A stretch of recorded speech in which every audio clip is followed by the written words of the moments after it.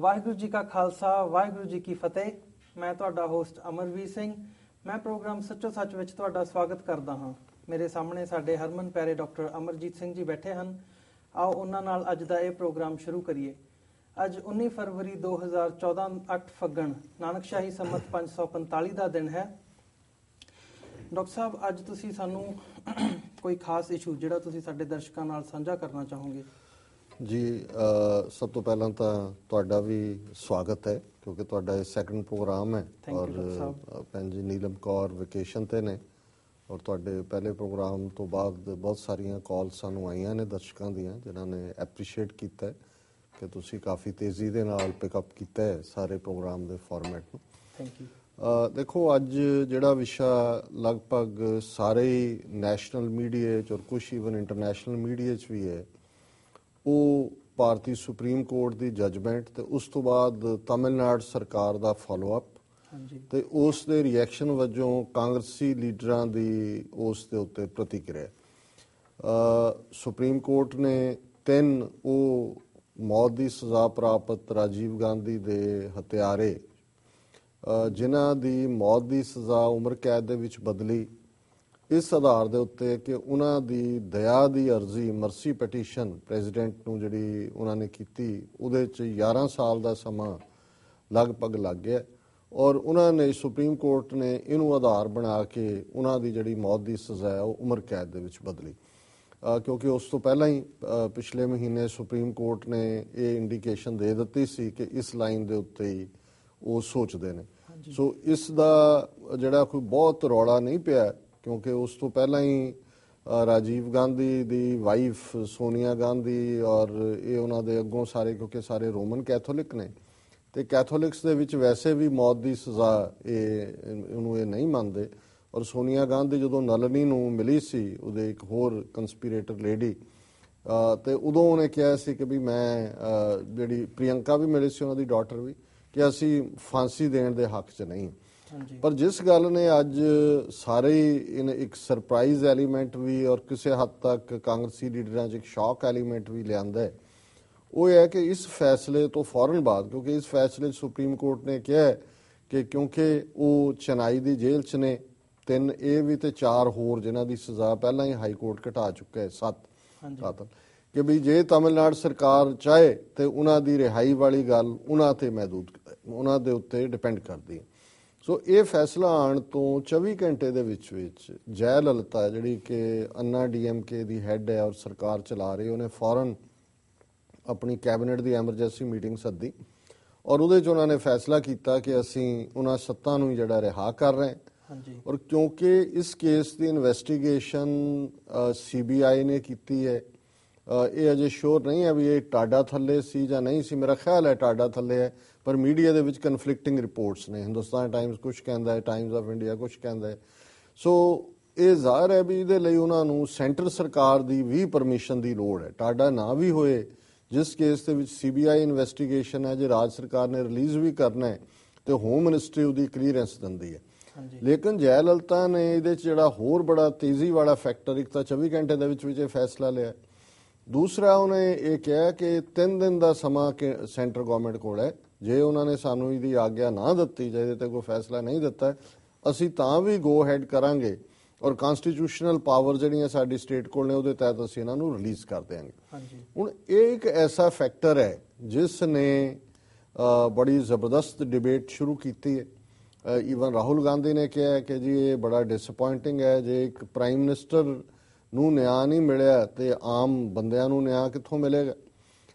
ਦੂਸਰੀ ਗੱਲ ਇਹਦੇ ਨਾਲ ਜੁੜੀ ਹੋਈ ਕਿ ਈਵਨ ਤਮਿਲਨਾਡੂ ਦੇ ਵਿੱਚ ਇਸ ਕਿਸਮ ਦਾ ਮਾਹੌਲ ਹੈ ਕਿਉਂਕਿ ਇਹ ਜਿਹੜੇ 7 ਹੀ ਨੇ ਬੰਦੇ, ਇਹ ਲਿਟੇ ਜਿਹੜੀ ਲਿਬਰੇਸ਼ਨ ਟਾਈਗਰਸ ਆਫ ਤਮਿਲਏਲਮ ਉਹਦੇ ਮੈਂਬਰ ਨੇ, ਉਹ ਸ੍ਰੀਲੰਕਾ ਦੇ ਵਿੱਚ ਜਿਹੜੀ ਅਲੱਗ ਤਮਿਲ ਸਟੇਟ ਬਣਾਉਣਾ ਚਾਹੁੰਦੇ ਸੀ ਔਰ ਉਹਦੇ ਲਈ ਪ੍ਰਭਾਕਰਨ, ਕਿਉਂਕਿ ਪਿਛੋਕੜ ਸ਼ਾਇਦ ਬਹੁਤਿਆਂ ਨੂੰ ਪਤਾ ਹੈ ਕਿ ਪ੍ਰਭਾਕਰਨ ਨੂੰ ਪਹਿਲਾਂ ਇੰਡੀਅਨ ਇੰਟੈਲੀਜੈਂਸ ਏਜੰਸੀ ਰਾਹ ਨਹੀਂ ਖੜਾ ਕੀਤਾ ਕਿਉਂਕਿ ਇੰਦਰਾ ਗਾਂਧੀ ਉਹਨੇ ਜਿੱਥੇ ਪਾਕਿਸਤਾਨ ਤੋੜਿਆ 1971 ਦੇ ਵਿੱਚ ਫੌਜ ਭੇਜ ਕੇ ਮੁਕਤੀ ਬਾਹਿਨੀ ਦਾ ਡਰਾਮਾ ਕਰਕੇ, ਉੱਥੇ ਇਹ ਪਲਾਨ ਵੀ ਇੰਦਰਾ ਗਾਂਧੀ ਦਾ ਸੀ ਸ੍ਰੀਲੰਕਾ ਨੂੰ ਤੋੜਨਾ 2 ਹਿੱਸਿਆਂ 'ਚ ਔਰ ਉਹਦੇ ਲਈ ਜਿਹੜੀ ਮੁੱਢਲੀ ਟ੍ਰੇਨਿੰਗ ਹੈ ਪ੍ਰਭਾਕਰਨ ਦੀ ਉਹ ਇੰਡੀਅਨ ਇੰਟੈਲੀਜੈਂਸ ਏਜੰਸੀ ਰਾਅ ਨੇ ਕੀਤੀ ਔਰ ਉਹਨਾਂ ਨੂੰ ਇਹ ਸੀ ਕਿ ਵੀ ਤਮਿਲ ਹਿੱਸਾ ਅੱਡ ਕਰ ਦਿਓ। ਪਰ ਇਹ ਫੈਸਲਾ ਇੱਕ ਸਟੇਜ ਤੇ ਕਰਕੇ ਉਹਨਾਂ ਨੇ ਟ੍ਰੇਨਿੰਗ ਤਮਿਲ ਗੁਰਿਲੇ ਵੀ ਤਿਆਰ ਕਰ ਲਏ, ਉਹਨਾਂ ਨੇ ਆਪਣੀਆਂ ਕਾਰਵਾਈਆਂ ਵੀ ਸ਼ੁਰੂ ਕਰ ਲਈਆਂ। ਪਰ ਅਸੀਂ ਸਮਝਦੇ ਹਾਂ ਵੀ ਇਹਦੇ ਤੇ ਕਿਤੇ ਜਾ ਕੇ ਇਹਨਾਂ ਦੀਆਂ ਏਜੰਸੀਆਂ ਦੇ ਵਿੱਚ ਸੈਕੰਡ ਥਾਟ ਆਇਆ ਕਿ ਵੀ ਜੇ ਇੱਕ ਅਲੱਗ ਨੇਸ਼ਨ ਦਾ ਕਨਸੈਪਟ ਤਮਿਲਾਂ ਦਾ ਸਮੁੰਦਰ ਪਾਰ ਸ੍ਰੀਲੰਕਾ 'ਚ ਆ ਜਾਂਦਾ ਹੈ ਤੇ ਫਿਰ ਤਮਿਲਨਾਡੂ ਜਿਹੜਾ ਪਹਿਲਾਂ ਕੋਈ ਬਹੁਤਾ ਗਲੂਡ ਨਹੀਂ ਹੈ ਇੰਡੀਅਨ ਯੂਨੀਅਨ ਦੇ ਨਾਲ, ਲੈਂਗੁਏਜ ਦਾ ਇਸ਼ੂ ਹੈ, ਉਹ ਕਦੇ ਹਿੰਦੀ ਨੂੰ ਨਹੀਂ ਮੰਨਦੇ। ਤਮਿਲ ਸਿਵਲਾਈਜੇਸ਼ਨ ਇੱਕ ਵੱਖਰੀ ਸਿਵਲਾਈਜੇਸ਼ਨ ਹੈ। ਉਹਨਾਂ ਦਾ ਇਹ ਕਹਿਣਾ ਵੀ ਈਵਨ ਸਾਡੀ ਜ਼ਬਾਨ ਜਿਹੜੀ ਤਮਿਲ ਹੈ ਉਹ ਸੰਸਕ੍ਰਿਤ ਤੋਂ ਵੀ ਪੁਰਾਣੀ ਹੈ ਔਰ ਇਹ ਗੱਲ ਗਲਤ ਨਹੀਂ ਹੈ। ਸੋ ਉਹਨਾਂ ਨੇ ਕਿਹਾ ਵੀ ਜੇ ਉਹਨਾਂ ਦੇ ਨੇਬਰ ਦੇ ਵਿੱਚ ਇੱਕ ਨੇਸ਼ਨ ਉਹਨਾਂ ਨੂੰ ਮਿਲ ਗਿਆ ਤੇ ਇਹ ਇੰਡੀਆ ਦੇ ਤਮਿਲ ਜਿਹੜੇ ਨੇ ਉਹ ਇਹ ਕਦੋਂ ਭਾਰਤੀ ਨਕਸ਼ੇ ਦੀ ਕੈਦ 'ਚ ਰਹਿਣਗੇ, ਇਹ ਵੀ ਅਲੱਗ ਨੇਸ਼ਨ ਵੱਲ ਜਾਣਗੇ। ਔਰ ਇਨ ਦਾ ਮੀਨ ਟਾਈਮ ਸ੍ਰੀਲੰਕਾ ਸਰਕਾਰ ਤੋਂ ਜੋ ਕੰਸੈਸ਼ਨ ਇੰਡੀਅਨ ਗਵਰਨਮੈਂਟ ਲੈਣਾ ਚਾਹੁੰਦੀ ਸੀ ਉਹਨਾਂ ਨੇ ਲੈ ਲਏ ਤਮਿਲਾਂ ਦਾ ਹੂਆ ਖੜਾ ਕਰਕੇ। ਤਾਂ ਫਿਰ ਉਹਨਾਂ ਨੇ ਤਮਿਲਾਂ ਨੂੰ ਡਿਚ ਕਰਨਾ ਚਾਹਿਆ ਪੀਸ ਕੀਪਿੰਗ ਦੇ ਨਾਂ ਥੱਲੇ ਕਿ ਜੀ ਅਸੀਂ ਸਮਝੌਤਾ ਕਰ ਲਿਆ, ਜੈਵਰਦ ਨੇ ਮਰ ਗਿਆ ਉਹਦੇ ਨਾਲ ਤੋਂ ਬਾਅਦ ਕਿ ਜੀ ਅਸੀਂ ਇਹ ਸ੍ਰੀਲੰਕਾ ਦੇ ਨਾਲ ਇਹ ਸਮਝੌਤਾ ਕਰ ਰਹੇ ਹਾਂ ਔਰ ਉਹਨੂੰ ਸਮਝੌਤੇ ਨੂੰ ਲਾਗੂ ਕਰਨ ਲਈ ਆਪਣੀ ਅਸੀਂ ਪੀਸ ਕੀਪਿੰਗ ਫੋਰਸ ਭੇਜ ਰਹੇ ਹਾਂ। ਉਹਨੂੰ ਫੌਜ ਨਾ ਕਿਹਾ, ਭੇਜੀ ਤਾਂ ਫੌਜ ਹੀ। ਹੁਣ ਇਹ ਗੱਲ ਪ੍ਰਭਾਕਰਨ ਆਇਆ, ਉਹ ਇਹਨਾਂ ਸਾਹਮਣੇ ਤਾਂ ਮੰਨ ਗਿਆ ਜੀ ਜਾ ਕੇ ਅਸੀਂ ਹਥਿਆਰ ਸੁੱਟ ਦੇਾਂਗੇ ਔਰ ਅਸੀਂ ਜਿਹੜਾ ਇਹ ਸਮਝੌਤਾ ਮੰਨਦੇ। ਪਰ ਜਿਉਂ ਹੀ ਉਹ ਵਾਪਸ ਪਹੁੰਚਿਆ ਉਹਨਾਂ ਨੇ ਆਪਸ ਬੈਠ ਕੇ ਸਲਾਹ ਕੀਤੀ ਕਿ ਵੀ ਇਹ ਤਾਂ ਸਾਨੂੰ ਰਾ ਮਟੀਰੀਅਲ ਬਣਾ ਕੇ ਵਰਤੇ।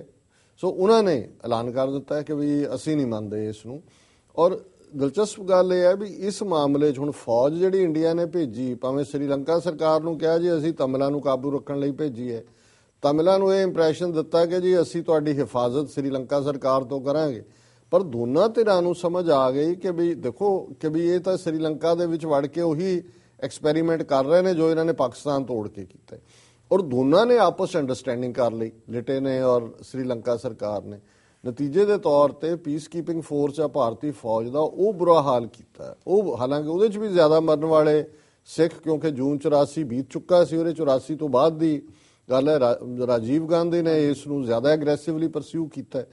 ਨਤੀਜੇ ਦੇ ਤੌਰ ਤੇ ਫੌਜ ਨੇ, ਭਾਰਤੀ ਫੌਜ ਨੇ ਉੱਥੇ ਬਹੁਤ ਜ਼ੁਲਮ ਕੀਤੇ। ਜਿਵੇਂ ਜੂਨ 84 ਦੇ ਵਿੱਚ ਘੱਲੂਘਾਰੇ ਦੇ ਵੇਲੇ ਜੋ ਇਹਨਾਂ ਨੇ ਇੱਥੇ ਕਰਤੂਤਾਂ ਕੀਤੀਆਂ, ਇਸ ਤੋਂ ਬਦਤਰ ਜਿਹੜਾ ਉਹ ਸ੍ਰੀਲੰਕਾ ਦੇ ਵਿੱਚ ਵੀ ਕੀਤੀਆਂ। ਔਰ ਫਿਰ ਵੱਡੀ ਗਿਣਤੀ ਦੇ ਵਿੱਚ ਇਹ ਜਿਹੜੇ ਨੇ, ਕਿਉਂਕਿ ਬਹੁਤਿਆਂ ਨੂੰ ਉਹ ਇੱਕ ਹੋਰ ਤਰ੍ਹਾਂ ਦਾ ਇਲਾਕਾ ਹੈ, ਉਸ ਦਾ ਲੈਂਡਸਕੇਪ ਪਤਾ ਨਹੀਂ ਸੀ। ਸ੍ਰੀਲੰਕਾ ਗਵਰਨਮੈਂਟ ਵੀ ਨਹੀਂ ਸੀ ਚਾਹੁੰਦੀ ਕਿ ਫੌਜ ਰਹੇ, ਤਮਿਲ ਵੀ ਨਹੀਂ ਸੀ ਚਾਹੁੰਦੇ, ਤਮਿਲਾਂ ਨਾਲ ਸਿੱਧੀ ਦੁਸ਼ਮਣੀ ਹੋਈ। ਸੋ ਇਸ ਸਾਰੇ 'ਚ ਤਾਂ ਫੌਜ ਨੂੰ ਬੁਰੀ ਤਰ੍ਹਾਂ ਹਿਊਮਿਲੇਟ ਕਰਕੇ ਹਰਾ ਕੇ ਭੇਜਿਆ। ਦੂਸਰਾ, ਤਮਿਲਾਂ ਨੇ ਇਹ ਗੁੱਸਾ ਦਿਲ ਦੇ ਵਿੱਚ ਖਾਧਾ ਕਿ ਜੋ ਭਾਰਤੀ ਫੌਜ ਨੇ ਸਾਡੀਆਂ ਬੀਬੀਆਂ ਦੇ ਨਾਲ ਕੀਤਾ, ਜੋ ਉੱਥੇ ਨੌਜਵਾਨਾਂ ਦੇ ਨਾਲ ਕੀਤਾ, ਝੂਠੇ ਮੁਕਾਬਲੇ ਬਣਾ ਕੇ, ਕਿ ਇਹਦੇ ਲਈ ਇਹ ਦੋਸ਼ੀ ਜਿਹੜਾ ਹੈ ਇਹ ਇੰਦਰਾ ਗਾਂਧੀ ਦਾ ਟੱਬਰ ਹੈ। ਕਿਉਂਕਿ ਨੀਤੀ ਇਨੀਸ਼ੀਅਲੀ ਇੰਦਰਾ ਗਾਂਧੀ ਨੇ ਬਣਾਈ ਪਰ ਬਾਅਦ 'ਚ ਇਹਨੇ ਰਾਜੀਵ ਗਾਂਧੀ ਨੇ ਉਹਨੂੰ ਇੰਪਲੀਮੈਂਟ ਕੀਤਾ। ਔਰ ਨਤੀਜੇ ਦੇ ਤੌਰ ਤੇ ਰਾਜੀਵ ਗਾਂਧੀ ਨੂੰ ਜਦੋਂ ਕਿ ਉਹ ਤਮਿਲਨਾਡੂ ਦੇ ਵਿੱਚ ਚੇਨਈ ਦੇ ਨੇੜੇ ਇੱਕ ਚੋਣ ਸਭਾ ਨੂੰ ਸੰਬੋਧਨ ਕਰ ਰਿਹਾ ਸੀ, ਸੋ ਲਿਟੇ ਦੀ ਇੱਕ ਮੈਂਬਰ ਜਿਹਦਾ ਨਾਂ ਤੈਨੂੰ ਸੀ, ਬੀਬੀ, ਉਸ ਨੇ ਆਪਣੇ ਨਾਲ ਆਤਮਘਾਤੀ ਬੰਬ ਬਣ ਕੇ ਰਾਜੀਵ ਗਾਂਧੀ ਨੂੰ ਉਡਾ ਦਿੱਤਾ। ਹੋਰ ਲੋਕ ਵੀ ਉਹਦੇ 'ਚ ਮਰੇ ਔਰ ਬਾਅਦ ਦੇ ਵਿੱਚ ਉਸੇ ਕੰਸਪੀਰੇਸੀ ਦੇ ਵਿੱਚ ਹੀ ਇਹ ਸਾਰੇ ਜਿਹੜੇ ਨੇ ਇਹਨਾਂ ਨੂੰ ਫੜਿਆ ਗਿਆ। ਹੁਣ ਇਹ ਜਿਹੜਾ ਇਹਦਾ ਪਿਛੋਕੜ ਹੈ, ਹੁਣ ਜਦੋਂ ਸਾਰੇ ਦਾ ਸਾਰਾ ਤਮਿਲਨਾਡੂ ਇਕਜੁੱਟ ਹੋ ਕੇ ਖੜਾ ਹੈ, ਜਿਨ੍ਹਾਂ ਨੂੰ ਇਹ ਹਥਿਆਰੇ ਕਹਿੰਦੇ ਨੇ, ਕਾਤਲ ਕਹਿੰਦੇ ਨੇ, ਉਹਨਾਂ ਦੇ ਲਈ ਨੈਸ਼ਨਲ ਹੀਰੋ ਨੇ। ਕਿਉਂਕਿ ਇਸ ਤੋਂ ਪਹਿਲਾਂ ਜਦੋਂ ਮੌਤ ਦੀ ਸਜ਼ਾ ਦਾ ਫੈਸਲਾ ਆਇਆ ਕੋਰਟ ਵੱਲੋਂ, ਯੂਨੈਨਿਮਸਲੀ ਤਮਿਲਨਾਡੂ ਦੀ ਅਸੈਂਬਲੀ ਨੇ ਮਤਾ ਪਾਸ ਕੀਤਾ ਕਿ ਇਹ ਮੌਤ ਦੀ ਸਜ਼ਾ ਜਿਹੜੀ ਹੈ ਇਹ ਨਾ ਦਿੱਤੀ ਜਾਏ। ਇਹਦੇ ਨਾਲ ਹੀ ਅਸੀਂ ਦੇਖਦੇ ਹਾਂ ਵੀ ਮਜਬੂਰੀ ਇਸ ਕਦਰ ਈਵਨ ਕਾਂਗਰਸ ਮਿਨਿਸਟਰਾਂ ਦੀ ਵੀ ਹੈ। ਹੁਣ ਪੀ ਚਿਦੰਬਰਮ ਵਿੱਤ ਮੰਤਰੀ ਹੈ, ਤਮਿਲਨਾਡੂ ਤੋਂ ਹੈ, ਉਹਨੇ ਵੀ ਕਿਹਾ ਕਿ ਜੀ ਮੈਨੂੰ ਇਸ ਫੈਸਲੇ ਦੇ ਨਾਲ ਜਿਹੜੀ ਹੈ ਕਿ ਉਹਨਾਂ ਨੂੰ ਫਾਂਸੀ ਨਹੀਂ ਮਿਲੀ, ਮੈਨੂੰ ਖੁਸ਼ੀ ਹੋਈ। ਹਾਂਜੀ। ਸੋ ਇਸ ਸਾਰੀ ਬੈਕਗ੍ਰਾਉਂਡ ਦੇ ਵਿੱਚ ਅਸੀਂ ਸਮਝਦੇ ਹਾਂ ਕਿ ਇਹ ਫੈਸਲਾ ਬੜਾ ਸਿਗਨੀਫੀਕੈਂਟ ਹੈ ਤਮਿਲਨਾਡੂ ਅਸੈਂਬਲੀ ਦਾ। ਔਰ ਸਿੱਖ ਨੁਕਤਾ ਨਿਗਾਹ ਤੋਂ ਇੱਕ ਗੱਲ ਇਹ ਬਾਦਲਕਿਆਂ ਦੇ ਉੱਤੇ ਜ਼ਰੂਰ ਫੋਕਸ ਲਿਆਂਦੀ ਹੈ ਕਿ ਇੱਕ ਪਾਸੇ ਸਾਰੇ ਦੇ ਸਾਰੇ ਤਮਿਲ, ਪੂਰਾ ਨੇਸ਼ਨ, ਸਾਰੀਆਂ ਪਾਰਟੀਆਂ ਯੂਨੈਨਿਮਸਲੀ ਹਾਂਜੀ ਉਹ ਉਹਨਾਂ ਦੇ ਨਾਲ ਖੜੀਆਂ ਨੇ, ਕਿਉਂਕਿ ਰਾਜੀਵ ਗਾਂਧੀ ਦੇ ਹੁਕਮਾਂ ਥੱਲੇ ਸ੍ਰੀਲੰਕਾ 'ਚ ਜਾ ਕੇ ਤਮਿਲ ਮਾਰੇ। ਹੁਣ ਕੋਈ ਤਮਿਲ ਉਹਨਾਂ ਨੇ ਹਿੰਦੁਸਤਾਨੀ ਤਮਿਲ ਨਹੀਂ ਮਾਰੇ ਹੈ, ਲੇਕਿਨ ਇਹਦੇ ਬਾਵਜੂਦ ਉਹਨਾਂ ਦੀਆਂ ਸਿੰਪਥੀਜ਼ ਜਿਹੜੀਆਂ ਨੇ ਉਹ ਕਿਲਰਸ ਨਾਲ ਨੇ। ਪਰ ਇੱਥੇ ਹਾਲ ਇਹ ਹੈ ਵੀ ਜਿਨ੍ਹਾਂ ਨੇ ਉਸ ਬੇਅੰਤ ਸਿੰਘ ਨੂੰ ਸਜ਼ਾ ਯਾਫਤਾ ਕੀਤਾ, ਜਿਨੇ KP ਗਿੱਲ ਦੇ ਨੂੰ ਹੁਕਮ ਦੇ ਕੇ ਪੰਜਾਬ 'ਚ 50,000 ਤੋਂ ਜ਼ਿਆਦਾ ਨੌਜਵਾਨ ਮਾਰੇ, ਉਹਨਾਂ ਦੇ ਨੂੰ ਜਿਹੜੇ ਸਜ਼ਾ ਦੇਣ ਵਾਲੇ ਨੇ, ਦਿਲਾਵਰ ਸਿੰਘ ਤਾਂ ਉਹ ਤੈਨੂੰ ਦੀ ਤਰ੍ਹਾਂ ਆਤਮਘਾਤੀ ਬੰਬ ਸੀ, ਉਹ ਤਾਂ ਚਲਾ ਗਿਆ। ਪਰ ਕਿਵੇਂ 1995 ਦੇ ਵਿੱਚ ਇਹ ਵਾਕਿਆ ਹੁੰਦਾ ਹੈ। ਹੁਣ ਲਗਭਗ 19 ਸਾਲ ਬੀਤ ਚੁੱਕੇ ਨੇ। 28 ਦਿਨਾਂ ਦੀ ਪੈਰੋਲ ਤੋਂ ਬਾਅਦ ਤਿੰਨੋਂ ਜਿਹੜੇ ਨੇ ਉਹ ਵਾਪਸ ਚਲੇ ਗਏ ਬੜੈਲ ਜੇਲ੍ਹ 'ਚ, ਔਰ ਉਹਦੇ ਲਈ ਪੰਜਾਬ ਸਰਕਾਰ ਜਿਹੜੀ ਹੈ ਅਜੇ ਤੱਕ ਵੀ ਹਾਈ ਕੋਰਟ ਨੇ ਹੁਣ ਲਿਮਿਟ ਦਿੱਤੀ ਹੈ ਜੀ ਯੂਨੀਅਨ ਟੈਰੀਟਰੀ ਨੂੰ ਵੀ, ਪੰਜਾਬ ਨੂੰ, ਕਿ ਇਹਦੇ ਤੇ 6 ਵੀਕ ਦਾ ਸ਼ਾਇਦ ਟਾਈਮ ਦਿੱਤਾ ਹੈ ਕਿ ਆਪਣਾ ਰਿਐਕਸ਼ਨ ਦਿਓ ਜੀ। ਸੋ ਲੇਕਿਨ ਇਹ ਦੋ ਚੀਜ਼ਾਂ ਇਹਦੇ ਚੋਂ ਬੜੀਆਂ ਸਪਸ਼ਟ ਨੇ ਕਿ ਕਿਵੇਂ ਪੈਟਰੀਓਟਿਜ਼ਮ ਕੀ ਹੁੰਦਾ ਹੈ, ਦੇਸ਼ ਭਗਤੀ ਕੀ ਹੁੰਦੀ, ਕਿ ਵੀ ਇੱਕ ਪਾਸੇ ਸਾਰਾ ਤਾਮਿਲ ਜਿਹੜਾ ਨੇਸ਼ਨ ਹੈ ਉਹਨਾਂ ਦੇ ਪਿੱਛੇ ਖੜਾ ਹੈ, ਤੇ ਇੱਥੇ ਨੀਲੀਆਂ ਪੱਗਾਂ ਬੰਨ੍ਹ ਕੇ ਜਿਨ੍ਹਾਂ ਨੇ ਧਰਮਯੁੱਧ ਮੋਰਚਾ ਲਾਇਆ, ਜਿਨ੍ਹਾਂ ਦੇ ਕਹਿਣ ਤੇ ਫੌਜੀਆਂ ਨੇ ਬੈਰਕਾਂ ਛੱਡੀਆਂ, ਜਿਨ੍ਹਾਂ ਦੇ ਸਾਰੀਆਂ ਜਿਹੜੀਆਂ ਕਾਰਵਾਈਆਂ ਨੇ ਉਹਨਾਂ ਦੇ ਥੱਲੇ ਨੌਜਵਾਨ ਪੰਥਕ ਪਿੜ ਦੇ ਵਿੱਚ ਆਏ, ਉਹਨਾਂ ਨੂੰ ਬਿਟਰੇ ਕੀਤਾ। ਤੇ ਦੂਸਰਾ ਜੈ ਲਲਿਤਾ ਹੋਏ, ਮਮਤਾ ਬੈਨਰਜੀ ਹੋਏ ਬੰਗਾਲ ਦੀ, ਮਾਇਆਵਤੀ ਹੋਏ ਯੂਪੀ ਦੇ ਵਿੱਚ, ਇਹਨਾਂ ਨੇ ਇਹ ਦੱਸਿਆ ਕਿ ਜਾਂ ਕੇਜਰੀਵਾਲ ਹੋਏ ਕਿ ਵੀ ਜਦੋਂ ਤੁਸੀਂ ਕੋਈ ਫੈਸਲਾ ਲੈਂਦੇ ਹੋ ਤੇ ਉਹਨੂੰ ਫਿਰ ਕਿਵੇਂ ਧੱਗੜ ਤਰੀਕੇ ਦੇ ਨਾਲ ਇੰਪਲੀਮੈਂਟ ਕੀਤਾ ਜਾਂਦਾ, ਕਿ ਸਰਕਾਰਾਂ ਦੇ ਕੋਲ ਕਿੰਨੀਆਂ ਪਾਵਰਸ ਹੁੰਦੀਆਂ ਨੇ। ਮਾਇਆਵਤੀ ਨੇ ਕਿਵੇਂ ਦਲਿਤਾਂ ਦੀ ਅਪਲਿਫਟਮੈਂਟ ਕੀਤੀ ਹੈ ਯੂਪੀ 'ਚ ਧੜੱਲੇ ਦੇ ਨਾਲ, ਚੈਲੰਜ ਕਰਕੇ ਸੈਂਟਰ ਨੂੰ।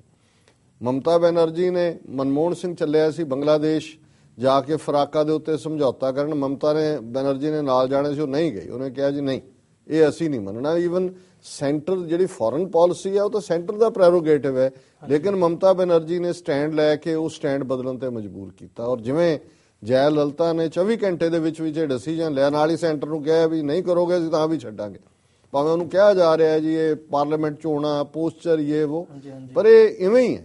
ਜਿਹੜੇ ਲੋਕ ਅਣਖੀ ਹੁੰਦੇ ਨੇ ਜਾਂ ਦੂਜੇ ਨੇ, ਤੇ ਇੱਥੇ ਸਾਡਾ ਘੋਗੜ ਕੰਨਾ ਬਾਦਲ ਜਿਹੜਾ ਬੇਈਮਾਨੀ ਦਾ ਸਿਰਾ, RSS ਦਾ ਜਿਹੜਾ ਉਹ ਵਲੰਟੀਅਰ ਬਣਿਆ ਹੋਇਆ, ਉਹਨੂੰ ਫਿਕਰ ਪਿਆ ਵੀ ਨਰਿੰਦਰ ਮੋਦੀ ਦੀ ਫਤਿਹ ਰੈਲੀ ਜਿਹੜੀ ਹੈ ਉਹ ਕਿਵੇਂ ਕਾਮਯਾਬ ਕਰਵਾਉਣੀ ਹੈ। ਸੋ ਅਸੀਂ ਸਮਝਦੇ ਹਾਂ ਵੀ ਇਸ ਸਾਰੇ ਕੇਸ ਦੀ ਪ੍ਰੋਫੈਸਰ ਭੁੱਲਰ ਦੇ ਕੇਸ ਦੇ ਉੱਤੇ ਪੋਜ਼ਿਟਿਵ ਇੰਪਲੀਕੇਸ਼ਨ ਹੋਏਗੀ। ਜ਼ਾਹਰ ਹੈ ਆਲਰੇਡੀ ਇਸ ਮਾਮਲੇ 'ਚ ਅਰਵਿੰਦ ਕੇਜਰੀਵਾਲ ਸਰਕਾਰ ਨੇ ਸੁਪਰੀਮ ਕੋਰਟ ਤੱਕ ਵੀ, ਪ੍ਰੈਜ਼ੀਡੈਂਟ ਨੂੰ ਵੀ ਜਿਹੜਾ, ਕਿਉਂਕਿ ਉਹ ਵਾਕਿਆ ਜਿਹੜਾ ਬਿੱਟੇ ਤੇ ਹਮਲਾ ਉਹ ਦਿੱਲੀ 'ਚ ਹੋਇਆ, ਸੋ ਦਿੱਲੀ ਸਰਕਾਰ ਦਾ ਪ੍ਰੈਰੋਗੇਟਿਵ ਹੈ। ਸੋ ਦਿੱਲੀ ਸਰਕਾਰ ਨੇ ਆਲਰੇਡੀ ਉਹਨਾਂ ਦੀ ਮਾਨਸਿਕ ਰੋਗ ਦੇ ਆਧਾਰ ਦੇ ਉੱਤੇ ਰਿਹਾਈ ਦੀ ਜਿਹੜੀ ਹੈ ਗੱਲ ਕੀਤੀ ਹੋਈ ਹੈ। ਸੋ ਇਹ ਜਿਹੜਾ ਕੇਸ ਦਾ ਡਿਸੀਜਨ ਹੈ ਸੁਪਰੀਮ ਕੋਰਟ ਦਾ, ਇਹ ਪੋਜ਼ਿਟਿਵ ਇੰਪੈਕਟ ਕਰੇਗਾ। ਪਰ ਦੇਖਣਾ ਇਹ ਹੈ ਵੀ ਜੇ ਇਹਨਾਂ ਦੇ ਕੇਸ ਦੇ ਵਿੱਚ ਜਿਹੜੇ ਸੱਤਾ ਨੂੰ ਤਮਿਲਨਾਡੂ ਸਰਕਾਰ ਨੇ ਛੱਡਣ ਦਾ ਫੈਸਲਾ ਕੀਤਾ ਹੈ, ਹੋਮ ਮਿਨਿਸਟਰੀ ਨੇ ਕੋਈ ਰੁਕਾਵਟ ਖੜੀ ਕਰਨੀ ਚਾਹੀ ਤੇ ਸੈਂਟਰ ਔਰ ਸਟੇਟ ਦੀ ਟੱਕਰ ਹੁੰਦੀ ਹੈ, ਤੇ ਉਸ ਦਾ ਵੀ ਨੈਗੇਟਿਵ ਇੰਪੈਕਟ ਭੁੱਲਰ ਵਾਲੇ ਕੇਸ 'ਚ ਵੀ ਹੋ ਸਕਦਾ ਹੈ ਕਿ ਭਾਵੇਂ ਫਾਂਸੀ ਦਾ ਸ਼ਾਇਦ ਹੁਣ ਉਹਨੂੰ ਨਾ ਦੇਣ, ਪਰ ਉਹਨਾਂ ਦੀ ਸ਼ਾਇਦ ਰਿਹਾਈ ਪੋਸੀਬਲ ਨਾ ਹੋ ਸਕੇ। ਸੋ ਆਉਣ ਵਾਲੇ ਦਿਨਾਂ ਦੇ ਵਿੱਚ ਜਿਹੜੀਆਂ ਡਿਵੈਲਪਮੈਂਟਸ ਨੇ ਇਸ ਨਾਲ ਰਿਲੇਟਡ ਇਹ ਦਿਲਚਸਪ ਹੋਣਗੀਆਂ। ਹਾਂਜੀ, ਹੁਣ ਸਮਾਂ ਹੋ ਗਿਆ ਹੈ ਬ੍ਰੇਕ ਦਾ। ਵਿਊਅਰਸ, ਤੁਸੀਂ ਸਾਡੇ ਨਾਲ ਇਸੇ ਤਰ੍ਹਾਂ ਹੀ ਜੁੜੇ ਰਹੋ। ਮਿਲਦੇ ਹਾਂ ਇੱਕ ਬ੍ਰੇਕ ਤੋਂ ਬਾਅਦ।